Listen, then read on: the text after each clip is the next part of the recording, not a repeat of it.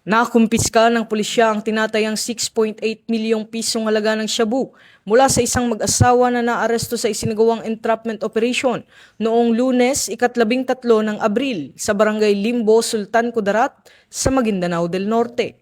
Ayon sa ulat, agad na inaresto ang dalawa matapos bentahan ng ilegal na droga ang mga operatibang pulis sa Purok Sentro ng nasabing barangay.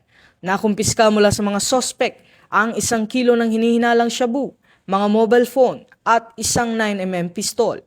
Ipinagpapatuloy naman ng PNP ang mas pinaigting na kampanya kontra iligal na droga at hinihikayat ang publiko na maging mapagmatsyag at makipagtulungan sa otoridad para sa isang mas ligtas at maayos na bagong Pilipinas. Ito ang bagong PNP para sa bagong Pilipinas, serbisyong mabilis, tapat at nararamdaman.